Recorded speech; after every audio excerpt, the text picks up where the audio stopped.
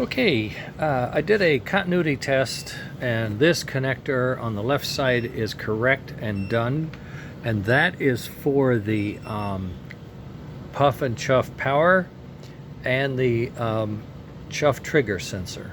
Puff and brake power and the chuff trigger sensor, and they're wired in, and everything that's in the shell is in the shell, and it went nicely.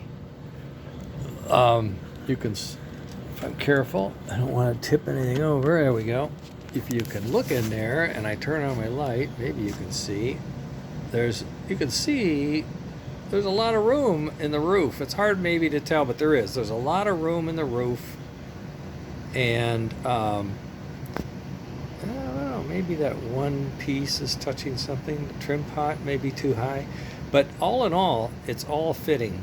And the only thing that's missing, well, is the ash pan, but it is that ugly board I have to deal with, right?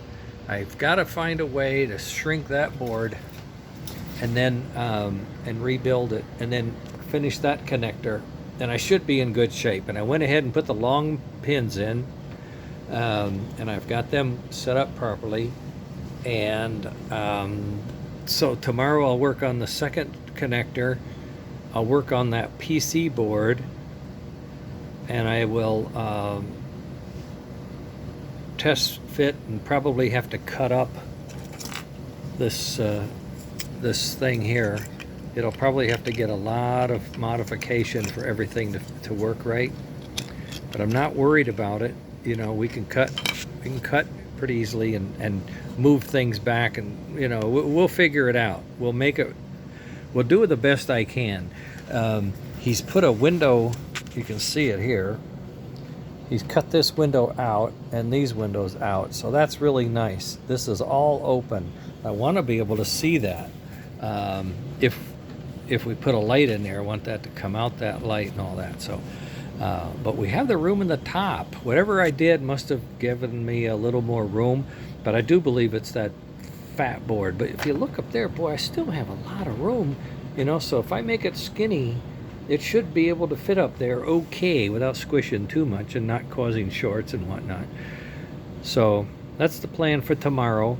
I got the white wheel on. I got it as good as I could get it, and I have to say the wheels, I got to get this tape off so you can really appreciate it, because these are polished, and that's going to look pretty something else. It is. This piece I had to get rid of on the other side. There was an interference on the assembly. I don't know if I can put it back on or if I have to put it back. He put a backer on it, so he made everything thicker on the inside. That's part of the problem. But boy, oh boy. Yeah, and I got some black paint rubbed off there, but I have black paint, I think. 2014 on the number board. Oh, I've got to drill that nose out. Well, maybe we won't do everything at once. Maybe we'll just do a few things. But I noticed he's got the decal on the front. I think that is so awesome. We're going to have a big bright light. 2014 is a year of my Corvette, which is so awesome. I mean, this is one hell of an engine, isn't it? Wowie. And then the tender, you've seen it. It's like this. I'll get you out of the way. Maybe I can just set him up here like this and pretend, right? There it is. There's the tender. That's it. Wow. Get over this way, Boy, oh boy, what a show, huh? And I think I'll be okay. I think these are a little long in the eye anyway. I'm going to raise them up to the top of that notch and just raise them up, but I'm going to leave them red. I think they look great red.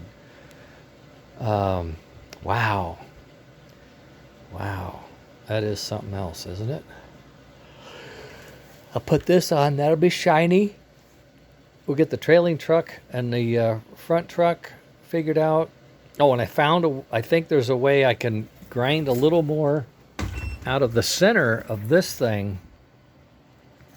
It seems that this piece here, right in here, is that right? Yeah, it was like this. This piece here was hitting on the outside of the brush holder part. The end of the armature thing where the brushes go in. It was hitting on here. So I think if I grind out like a scoop, this may actually fit a little bit better. Oh, and you see how I did these holes, so I can just pop them out and pop them in. But once they're popped in, they tend to stay there, or they act like they want to stay there pretty well. So I'm going to use this and just chop it up and use it as best I can and see what we get out of it. So I think tomorrow we should be back in order. And boy, the assembly it went together. I mean, you know, when you think about where the wires are, how you going to fix the wire, blah, blah, blah. Oh, I fixed the 2 wires. I got the wheels on. They're fairly flat and straight, and they roll. I think the problem I have is this chassis, the front bushing is really worn, and those wheels tend to do this. And when they do that, they have the slot in the connecting arm, and that just makes a lot of noise, a lot of rattling noise. So I think that's where the noise is coming from, the front bushing. And that might be a good place to experiment with the ball bearing, because it's just a solid axle and goes right in. So if I can get the axle design and the bearing, and then be able to mill in the slot perfect, the opening for the bearing, press the bearings in, then put the wheel back on, and that'd be a good test, I think. But the white wheels, I don't know, that really sets it apart. And they're solid. I don't know how he did that. I know what he did. He puttied the hell out of them. But, oh, I'm tired now. Oh, there, you see how the plug just comes right in, right? There it is. It is pretty exciting. So, one more socket, and I can do a test anyway. And then the firebox and the ash panel, or whatever, ash pan. Wow, it's pretty neat. All right, I'll get back to you. Thanks for watching, guys. Take care.